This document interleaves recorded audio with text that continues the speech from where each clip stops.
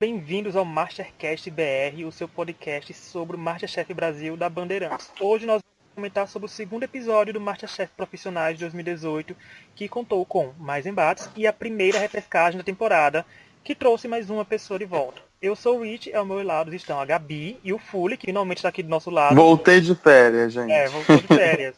Onde daremos nossa impressão do que foi exibido. Gabi e Fuli, estão animados para esse segundo episódio? Eu tô. Eu tô também. Finalmente a nossa Drica apareceu, nossa torcida aí. Então, simbora. Foram mais 4 embates, onde foram divididos mais uma vez por categoria, que na teoria eles dominariam. O primeiro embate foi entre o Daniel, de 26 anos de Campo Grande, Jonatas, de Maceió, Paulo, de 26 anos de Maceió, Rodrigo, 26 anos de Porto Alegre.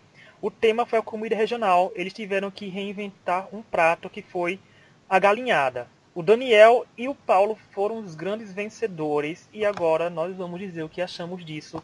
Gabi, o que você achou desse embate? Nesse embate, quem eu mais gostei, assim, foi o Paulo. Eu achei ele bem carismático, achei ele bem legal, assim. A forma como ele não se estressa muito cozinhando e tal. Então eu gostei bastante. Sobre o embate, assim, acho que eu não gostei muito. Não achei que eles fizeram coisas, tipo, muito diferentes. O menino de Porto Alegre que acabou usando um pouco mais, né? E fazendo o bolinho.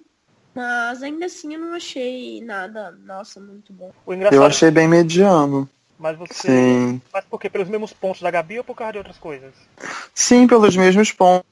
Tipo assim, porque eu sentia uma falta de carisma também dele, tirando do Paulo, sabe? Que eu já tava ansioso pra assistir o embate dele desde a semana passada. E, Olha, tipo assim, ele não tinha participado ainda, mas, tipo, pela edição, a gente viu algumas coisinhas dele, sabe? Eu falei assim, ele parece ser legal. Mas eu achei tipo assim, o início do episódio pra mim foi um pouco arrastado. E o Paulo também é assim, né, gente? O Paulo é um sotaque poderosíssimo, né? Porque é do meu querido Nordeste, então já sai na frente por causa disso. Mas Sim. Eu achei engraçado porque ele é meio bobão, né, gente? Ele é meio aquele quase alívio cômico, sabe? Da temporada, que eu acho que da parte dele. Ele faz uma coisa tão... É quem tá acostumado a ver o Masterchef, tanto o amador quanto o profissional, até mais, a cobrar tanto das pessoas elas serem rápidas. Quando vê alguém lento, assim, estranha também. Então ele tava indo tão tranquilo, ele terminou antes do tempo, também é um discípulo de Iranete, aproveitou para comer a própria comida. E tudo bem. Mas o Daniel foi que eu achei um pouco mais arrogante. E tava lá meio... sentiu o tom de soberba. Mas também eu achei bom, mas não foi um embate que eu focasse tanto no que foi servido. E sim foi um embate para eu focar mais nos personagens que apareceram. O segundo embate foi o Alessandro, de 42 anos, de São Paulo, contra o André, de 33 anos, de Brasília. O tema foi cozinhas italianas e o André foi o vencedor, só que rolou uma twist maravilhosa que foi não fazer massas. Né, Fúlio? O que você achou de uma cozinha italiana sem massa? Muito interessante. Se eles não colocassem essa restrição, eles fariam massa, entendeu? E eu não tinha o conhecimento de que sopa era uma parada da Itália, sabe? Tipo, que eles tinham o costume de comer sopa, então pra mim foi bem legal. E não só isso, eu gostei muito do embate entre eles. Porque o enredo foi legal, sabe? O Alessandro, que era mais velho, que não passou, ele tinha um perfil legal. Tipo, eu acho bobão também. Mas ele era Good TV. Os dois ali estavam sendo Good TVs, então eu gostei desse embate. Tipo, seriam duas pessoas que eu ocasionalmente não torcia, mas eu gostei da batalha deles. Do Alessandro eu senti a vibe Francisco nele, sabe? Sim, também. Francisco aí, escondido. Mas um pouco mais bobo, né? E o André, eu até anotei aqui que o André é a versão Rui Profissionais, quem também tem Rui Rita de volta aqui nesse Verdade. Masterchef. Mas o que eu achei mais engraçado foi que o Alessandro foi todo arrogante falando as coisas dele, né? Não são um tom de arrogante, porque soou assim, porque você quando vai vender seu peixe, vira um duelo, né? Eu fui mais coisa que fulano fez mais coisa, não fez. Ele falou que se viu a princesa Kate, né? Kate Middleton, e desdenhou quando o André falou que o mais famoso que ele fez foi o Jacan. Sabe, eu achei meio pontão. Mas eu achava que o Alessandro passaria porque ele seria um excelente potencial vilão, sabe? Ele tinha já material desde cara. Eu senti uma pegada mais cômica dele, sabia? Eu não senti ele assim tão arrogante. Eu senti, porque o cômico pra mim foi com o Paulo. O vilão já ia pra ele. E Gabi, o que você achou dessa cozinha italiana sem massa? Eu achei ótimo, porque eles com certeza iam ir pro óbvio de fazer macarrão. E assim eles tiveram que pelo menos pensar um pouco mais e fugir do óbvio, né? E quanto aos dois, sinceramente, achei dois malas, assim. Por mim não precisava, se pudesse não passar ninguém, não precisava. A única coisa que eu acho nessa temporada, que eu senti assim, é que eles já eliminaram os potenciais vilões agora, sabe? Tipo, tanto esse que cozinhou Eu também tive essa impressão. quanto a moça lá que tinha cozinhado pros presidentes. Então, assim, quem é que vai sobrar? Mas acho que tem... Sabe quem eu acho que pode ser a carregar o vilão da temporada? É aquele... Acho que é o japonês, né? Eu esqueci ele agora. Não sei, eu acho que tem um que vai ser, mas não tô lembrado do nome, gente. A gente promete dizer que... O japonês. Não sei, mas eu acho que tem uma chefe tá começando a lançar uma maldição no profissionais. Você não pode servir figuras públicas do governo, sabe? Se foi pra presidente tá eliminado, se foi pra rainha, princesa também tá. Então acho que uma chefe tá caçando essas pessoas.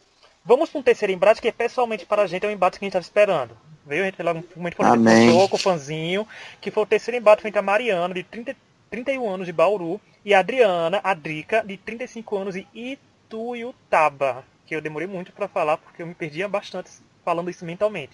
O tema foi a cozinha vegetariana, que foi a revenção de um prato, que eu não sei a pronúncia dele, se Gabi e Fuli souber, vão pronunciar na hora que eu vou comentar. E a Drica foi a vencedora.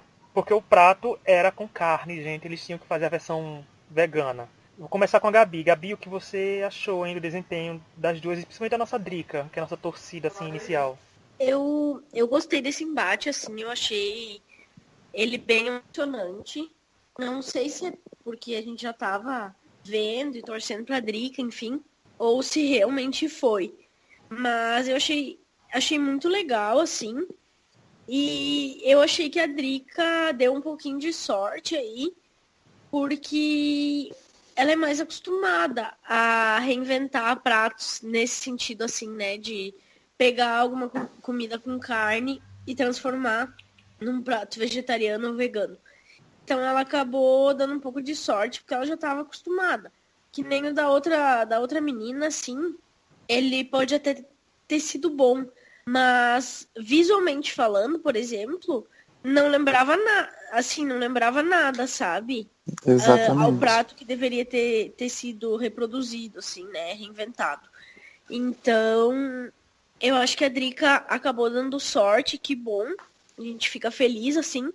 E eu achei legal também, gostei de ver ela fugindo do óbvio, que seria a escolha do ceviche, e querendo fazer a coisa mais difícil, mais complicada, assim. Fiquei bem feliz com o desempenho da Drica. E ela vai levantar essa bandeira bastante, né, na comida vegana, que ela falou até no VT dela que a comida vegana não é gororoba. Seria até no título do nosso episódio, seria spoiler, do nosso vídeo seria esse, mas não vai ser porque falar de barraco dá mais audiência, atrai mais likes. Você sabe disso. Mas olha, eu gostei, porque mostrou também, gente, que a gente sabe que a Drica não é perfeita, embora a gente torça pra ela, que, como a Gabi falou, deu sorte mesmo, porque ela estava indo com a Mariana, que pra mim passou-se uma personagem carismática demais, sabe? Que ganharia muita torcida no decorrer do programa, sabe? Não é aquela torcida avassaladora, mas eu acho que ela tem um jeitinho de falar, que a gente vai falar pra ela também, que ela foi pra repescagem, mas que, não sei, é uma coisa, eu sentia que ela tem como conquistar o público, sabia? Assim, na parte TV. Ela teria, mas eu gostei da prova. E pra mim, eu sou leigo, gente. Pra mim, como a Gabi falou, se falam comida vegana com um pedaço de carne, pra mim eu procuraria alguma coisa que lembrasse um pedaço de carne, sabe? Uma coisa redonda, uma coisa meio com formato assim. Então, pra mim... Uma textura. Porque assim, quando vai pra uma comida, se é um pedaço de carne, sabe que o pedaço de carne é muito característico. Então, se eu visse um prato de longe com o formato da carne, já pra mim eu já acharia que era carne, sabe? Não é, pra mim assim, aquilo é carne, não sei, mas... Achei legal. O Jacan até foi engraçadinho, né? Fazendo piadas sobre carne, dizendo que é a pior carne que já comeu na vida, essas coisas. Mas eu achei que... Eu, sinceramente, acho que esperava um pouquinho mais dessa batalha vegana, mas eu gosto que vamos ter uma pessoa defendendo essa bandeira também no MasterChef. Quanto a isso, sim, de levantar essa bandeira e tal, eu só queria comentar um pouquinho, rapidinho, assim, que hoje eu estive acompanhando a repercussão da participação da Drica nos grupos de Facebook, né, do pessoal vegano, assim, para ver como que seria a recepção, né, e o público tá bem dividido com relação a isso, assim. Tem bastante gente que que acha legal, que acha que ela pode democratizar e levantar mesmo essa bandeira, né, da culinária vegana, desse estilo de vida e tal, dessa ideologia. Mas também tem bastante gente sendo bem contrária, no sentido de que, tipo, que vegana é essa que vai lá e vai fazer carne e tal. Mas eu acho que, principalmente o pessoal comentando, assim, no sentido de que isso vai servir como mais um argumento das pessoas, né, que comem carne e tal, dizendo, viu como vocês, tipo, são hipócritas, e essas coisas assim que a gente sabe que muita gente fala. Então, com relação a isso, deixando bem claro que eu não sou porta-voz de movimento vegano, de nada disso, assim. É uma opinião muito pessoal, essa que eu vou dar. Que eu espero que a Drica consiga, durante o programa, imagino eu que ela vá se comportar de não provar as comidas, assim, né? Porque ela não come. Mas que ela consiga, na medida do possível, quando as provas não exigirem que seja usado carne ou qualquer derivado, né? Que os veganos não é só carne, é todos os derivados, leite, ovo e etc. Então, assim, que na medida do possível ela consiga, quando não for obrigatório, não utilizar essas coisas. E mostrar que a gente pode fazer comidas normais sem precisar utilizar, sabe? E que possam ser feitas, por exemplo, no mesmo tempo que as outras pessoas vão levar para fazer as comidas com carne e derivados. Porque eu acho que isso contribuiria bastante, sabe? Para tirar um pouco dessa ideia que as pessoas têm de que é difícil, que é complicado também, sabe? Então, a minha torcida é para que, na medida do possível, ela consiga fazer isso, sim. Consiga fazer coisas veganas quando não obrigarem ela a fazer coisas, né, com carne. E fica a dica pra Dona Band também preparar o MasterChef pra isso, sabe? Não é só botar vegano, tem que botar o programa estruturado. Porque, querendo ou não, gente, a gente come carne, é muito fácil falar as coisas. Mas tem pessoas que não comem, então tem que estar assim pra tudo. Todo mundo que chega no restaurante tem direito a comer. Como falou. E a gente vê o que o programa negligencia muito nisso, a gente já falou bastante em vários podcasts.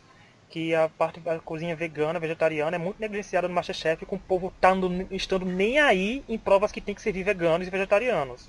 Sabe? Sim. Então vai ser interessante alguém. O Jacan, que sempre... E vai ser interessante ter alguém que pode chegar, que semana que vem já é prova em equipe, por exemplo, e disse assim, tem X pessoas veganas vegetarianas, essa pessoa possa pensar nelas e fazer uma coisa à altura que as pessoas mereçam. Não, vamos fazer uma sopa, vamos fazer uma salada e tá tudo bem, tá tudo servido. Fica aí o mistério, né? A indagação da gente e o mistério se a Band vai estruturar o MasterChef também para uma pessoa vegana ou não. E seria legal até que um dia o desafio fosse de comida vegana, sabe? Porque por que ela todos os dias vai ter que cozinhar outras coisas e as carne, pessoas, e as pessoas não podem... nunca vão ter que cozinhar uma coisa vegana, sabe? Então seria justo que um dia o desafio envolvesse comida vegana. Fully, sua vez agora de dizer o que achou do embate. Fiquei muito orgulhoso, gente. Tipo assim, a gente não é amiguíssimos da Drica, mas a gente contato com ela, então eu tava torcendo por ter tido esse carinho, né? E eu tava com medo, apesar dela ter aparecido na edição semana passada, do Mezanino, eu tava com medo dela não passar, justamente pelo fato da menina, Mari, né, ser muito carismática, muito mesmo. Eu cheguei até a imaginar assim, gente, se a Drica passar, a Mari deve passar depois na repescagem. Não foi o que aconteceu. Lê do engano. Mas eu fiquei muito feliz com ela passando. Eu achei que rolou uma sorte, mas ela também arrasou, porque ela foi muito inteligente, sabe? Então foi pelo dela também. E eu concordo muito com a Gabi. Eu não consegui olhar pro prato da Mari e ver alguma coisa que fosse referência do prato do filé, sabe? Não tinha cara de filé, não tinha textura, era um monte de textura de mandioquinha, somente. Poderia estar gostoso, com certeza. Mas não fazia nenhuma alusão àquele outro. E eu tô torcendo para que ela consiga levantar a bandeira do veganismo no programa. Fico um pouco preocupado por questões de que ela não vai os pratos dela, como a Gabi já citou, que tiver derivados, sabe? Não sei será que ela usa, Gabi? Tipo, será que ela pode acabar sendo eliminada por não querer usar alguma coisa? Você sabe dizer se ela usa ou se Não, ela restringe mesmo?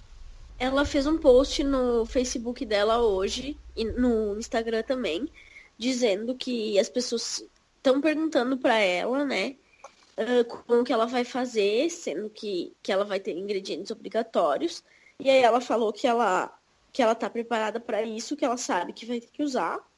Uhum. Então, assim, ela, quando for obrigatório, ela vai usar, não tem pra onde fugir, né? E então ninguém segura a fada. E é até aquela coisa, É né? uma vida longa. Entrou no MasterChef sabendo que todo mundo vai ter que cozinhar de tudo, então ela provavelmente, eu espero que tenha se preparado, Drica, estamos na torcida. Por favor. Vamos pro quarto embate, porque o quarto embate pra mim foi triste, gente. Uma pessoa faz um crush no participante na estreia, espera a batalha dele chegar e ele é eliminado. Vamos contar agora no quarto embate, que pra mim que foi o Pedro G de Olinda, a Manuela, não sei, gente, é Manuela ou Manuela, mas são todo canto que eu fui procurar a Manuela de Uberaba, a Marcela, de 26 anos, de São Paulo, e a Simone e a Rita, profissionais, de 57 anos, Maceió e saltos altos, bastante altos, que foi bem comentado. Eles fizeram prova com peixe. Fúlio, o que você achou dessa prova com peixe, desse embate aí? Eu, tipo assim, antes eu tava tentando... Porque eles não estavam, tipo, se imaginando duelando um com o outro, né? Dos 4.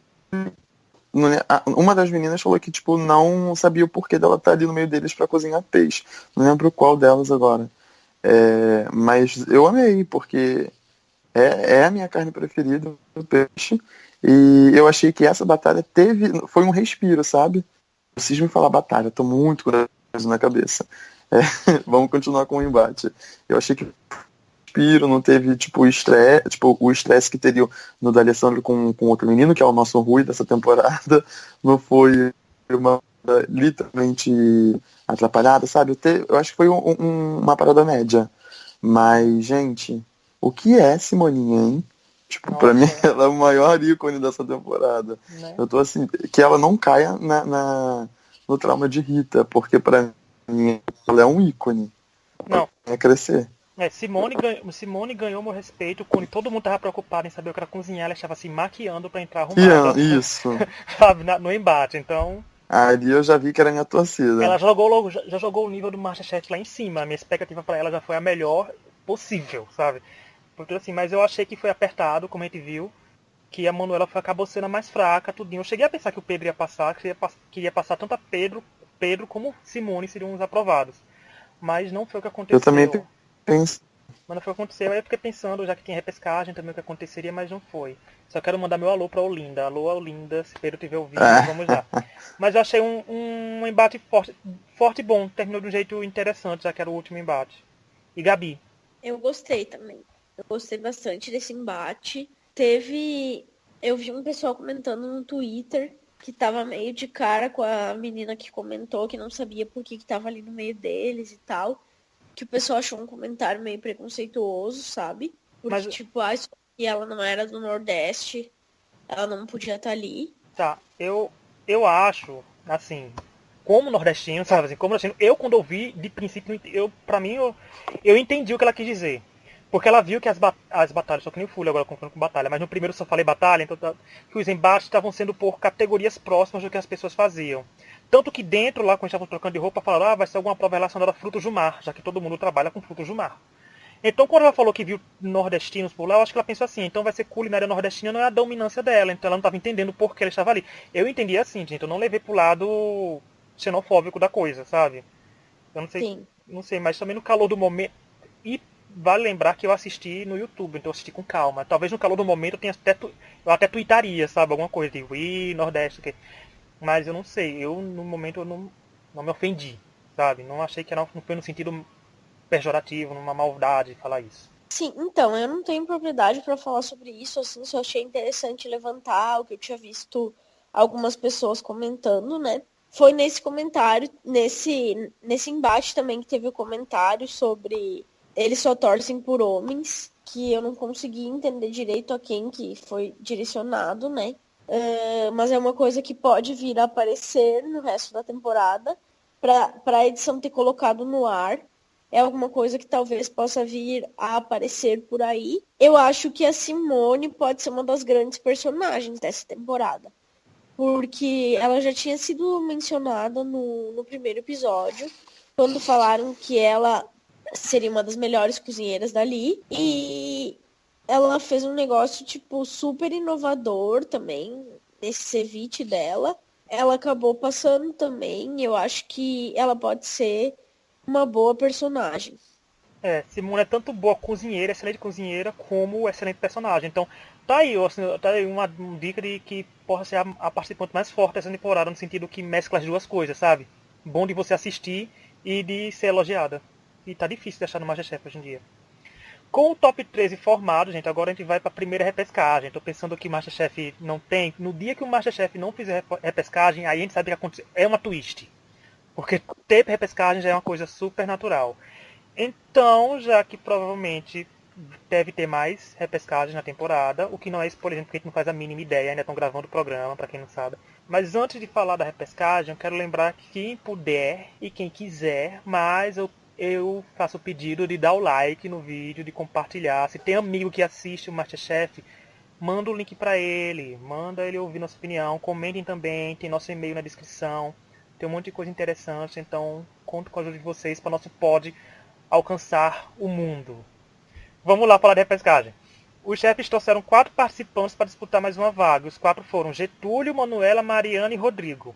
Eu quero começar com a Gabi. Gabi, o que você achou dessa escolha desses 4 participantes? Você, sinceramente, achava que se fosse escolher 4 pessoas para lutar por uma vaga, seriam esses 4 que foram escolhidos? Eu não entendi muito bem, sinceramente. Achei que não teve muitos Nem eu. critérios. Eles pegaram, tipo, 4 pessoas e jogaram ali, assim. Foi a sensação que eu tive. Talvez os 4 que eles acharam que tivessem mais carisma, não sei. Ficou meio confuso, assim. Faltou uma explicação do porquê que aqueles 4 ali foram os escolhidos, sabe? E foi uma prova de serviço, né? Então, o que contribuiu para ser mais uma bagunça ainda, que pra mim foi nível MasterChef Amadores, porque foi uma confusão. Porque quando a Gabi falou isso de personagens e tal, eu entendi. Porque assim, a gente tinha um Alessandro que podia voltar, tinha os 2 Pedros que podiam voltar, tinha aquela que foi a vilã que cozinhou bem. Eu pensei que o Pedro voltaria. E também, mas eu não entendi. Mas falando em personagem, tipo, olha, gente, Getúlio era engraçadão, que tinha gente já torcendo por ele, porque ele era engraçado, tudo normal. A Manuela faz aquela linha menininha, sabe? No começo, antes dela gritar e fazer aquelas coisas que alguns reclamaram. Ela fala menininha, sabe? Eu vou falar o nome Elisa, comparar, mas no sentido fisicamente, sabe? Elisa de ser. Assim, pra ser aquela pessoa Elisa. A Mariana, como a gente falou, que era muito carismática. E o Rodrigo, que parecia mais ou menos o Ravi, gente. Nessa loucurinha de ser, assim, meio afoito. Então eu acho que eles não pensaram tanto só no fator cozinha. Eles pesaram o fator cozinha e personagem. Que pra mim, que mesmo eles pensando assim, eles falharam que também tinha os outros personagens que podiam voltar. Então... A própria menina Zen, aquela que foi do primeiro embate. Né? A Luz, gente, a nossa Luz. A Clara Luz, gente, como é que pode esquecer de Clara Luz? Que vai querer iluminar nosso podcast. Mas, assim, sobre a prova, eu quero começar falando logo que... Não sei, gente, prova de serviço é sempre uma correria. Para profissionais também é difícil. Mas foi uma confusão. Eu achei muita... Ele foi confusão do começo ao fim. E eu sou totalmente Team Manu com relação ao que ela fez com Getúlio, porque Getúlio também estava atrasando as coisas, e ele estava muito submisso. Se ele não queria fazer as coisas que ela dizia alguma coisa, você tem que ter pulso firme e dizer que não, vou fazer isso, vou fazer aquilo. Ele falou que prefere aceitar, acatar do que discutir, então que tipo de chefe ele ia comandar um lugar se ele ia acatar as coisas? Porque não foi escolhido o líder, não era escolhido nada. A Manu puxou a liderança para ela, e os outros 3 seguiram, então foi merecido até ela voltar, porque acho que foi como é que se destacou. Fully, o que você achou? Achou justo? Gente, eu senti falta de algumas pessoas nessa prova. Porque quando apareceu o comercial, a prévia, né, no final do episódio passado, parecia ter muito mais gente concorrendo nela. Ontem a gente viu que era que desceu pra ajudar. Mas, assim, eu imaginei que iria ter umas 8, 7 pessoas, sabe?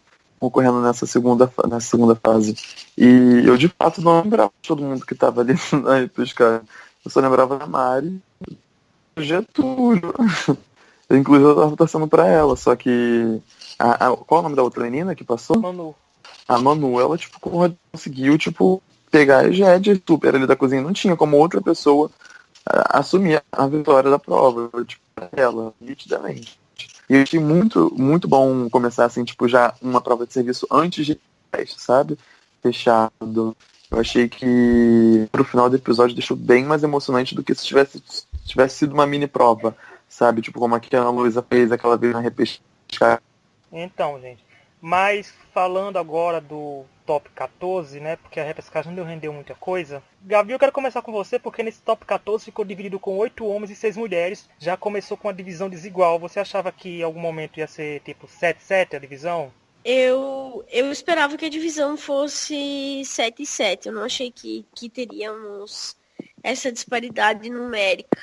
Mas até te comentou, não foi, Gabi, no primeiro, já que Fúlio não assistiu com a gente, ele comentou no primeiro no chat que a gente pensava que até as provas tinham sido feitas de um jeito que no final das contas ia ser o mesmo número de homens e mulheres, sabe? Porque sempre tava passando um homem e uma mulher, ou passava 2 homens, aí passava 2 mulheres, sabe? Aí depois eu comecei a ver que na repescagem, quando eu fiz as contas de cabeça e vi que tava faltando muita mulher, eu digo, então gente, tem 2 mulheres na prova, acho que pelo menos uma vai ser repescada, ou até vão dar um card de repescar 2.